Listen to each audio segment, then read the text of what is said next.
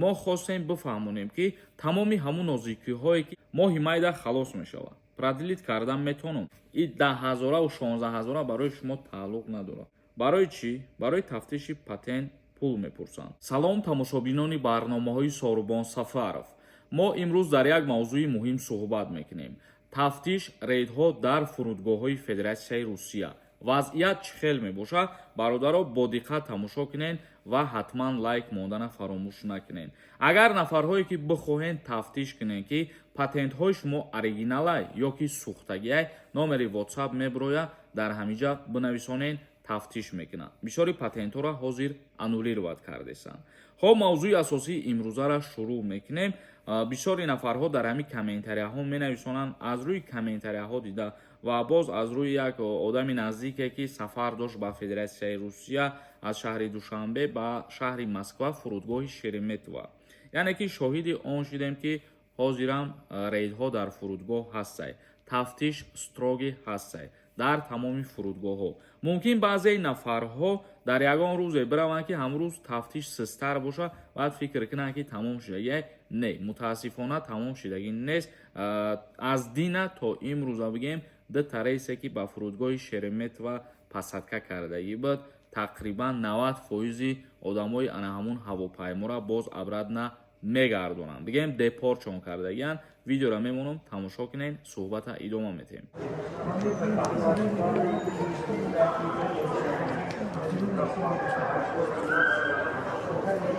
чӣ хеле ки дар навор диден, и фурудгоҳи Шереметова мебошад. Парвози динаангӣ буд ки намондан шаҳрвандора вориди Федератсияи Русия шаванд.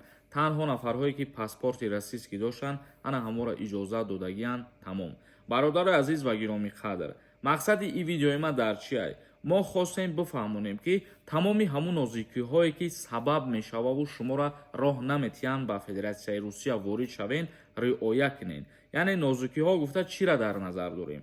То ҳатто тафтиш кардани телефонҳо, то ҳатто шумо аз Россия берун мебироен, баъди 10 рӯз 15 рӯз обратно мерен, амира мегӯянд ки шумо тез омаден, сабаб мекунанд шуморо роҳ наметиҳанд.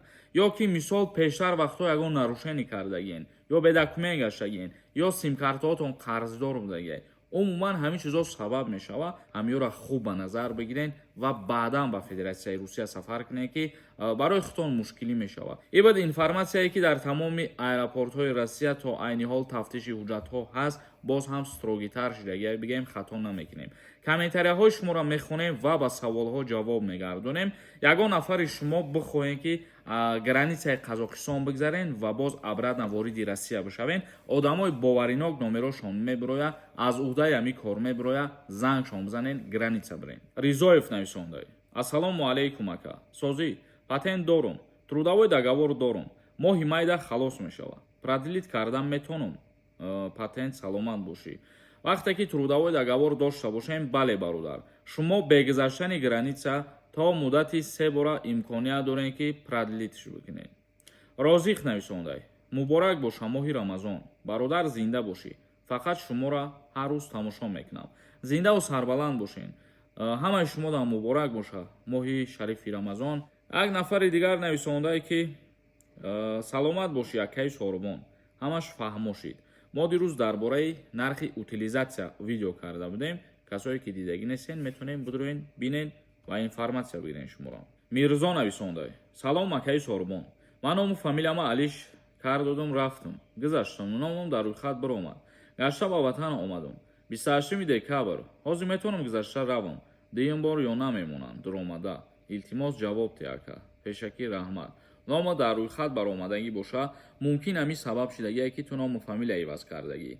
ба хотире ки ному фамилияро иваз кардан ин як кирдори ғайриқонунӣ мебошад. давлат шуморо запрет кардагие бигем ва шумо ному фамилияро иваз мекунем, барои ғайриқонунӣ ворид шуданӣ мешавен. ва тавсияи аз ҳама хуб барои шумо ки бихоҳен ба Федератсияи Русия бе ягон мушкилӣ ба дили пур сафар кунен, мерен ҷои шиноснома ва раводид шуғли аҳолидай муроҷиат мекунен, паспортона проверка мекунанд, мегӯям ба шумо. Ашуров нависондай. Салом акаи Сорубон.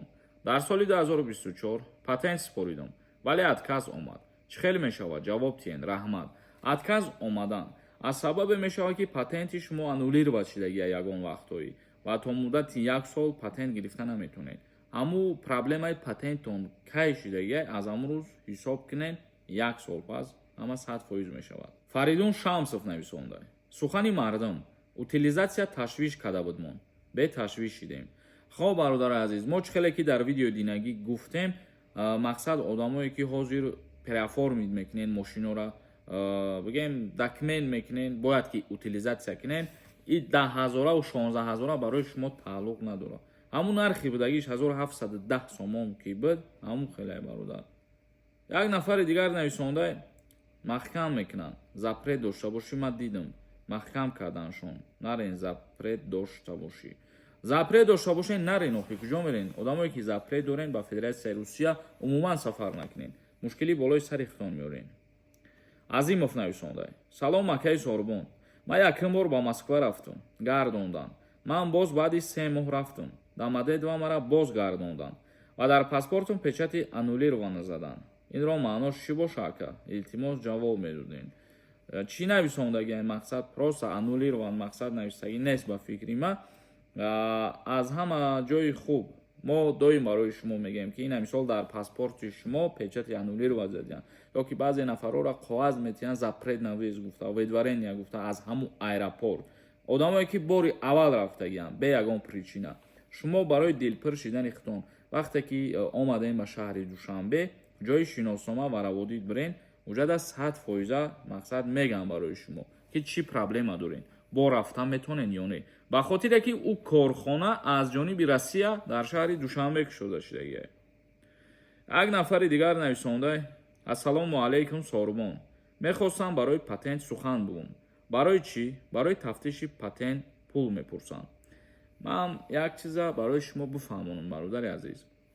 вақте ки шумо дар ягон ҷо кор мекунен, вақти хутона сарф мекунен, музди маош мегирен ва одамое ки ба ҳамин корҳо машғул мебошанд, корҳои интернетӣ, онлайн корҳо, ва ёрам вақти худшона сарф мекунанд, яъне ки кори худшон ҳамира мондагианд. ба ҳамин хотир мумкин 10 сомон ё 20 сомон талаб кунанд. ва агар ки шумо хутон бутонед, ман доим дар видеомон мегум, сайтҳоро даже номшам мегум, мисол хутон истифода бурда бутонед, бидроен чӣ кори мефуратон, чизеро проверка кара мефуратон, метонен хутон истифода барен ҳамин чизора. Одилҷон нависонда. Патенти Москва аннулировад шид. Граница гузари патент кардан метавонӣ. Граница гузари патент кардан наметонӣ. Ба хотире ки патент аннулировад шуда, яй ва шумо то муддати 1 сола наметонед ки патент бикунед. 1 сол ки гузашт бо метонед. Мурод Самадов нависонда. Ака ассалому алайкум. Ному фамилия Али шидагӣ, лекин патент доштум. Чӣ мешавад? Ному фамилия иваз шидагӣ кирдори ғайриқонунӣ мебошад, яъне ки ғайриқонунӣ ворид шидан ба Федератсияи Русия мебошад. давлат ки шуморо запрет кардагӣ, мисол шумо бо роҳи ғайриқонунӣ ворид мешин. Як нафари дигар нависонда. Трамп не ки одам шидӣ. 10 бора менависем, ответ наметӣ. Ответ надодан ягон ҷои аблаҳӣ надорад барои фикри ман. ва та аввал камтар одоби гапзаниро як одам сифат бишахидад. мумкин баъзе комментарияҳоро успед намекунам дар як видео бихонам. барномаи имрӯзаро ба ҳамин ҷо ҳамбаст мекунем. зиндаву сарбаланд бошен. видеоро тамошо карден ҳазор раҳмати калон. худованд ҳамаи мо шуморо нигаҳбон бошад.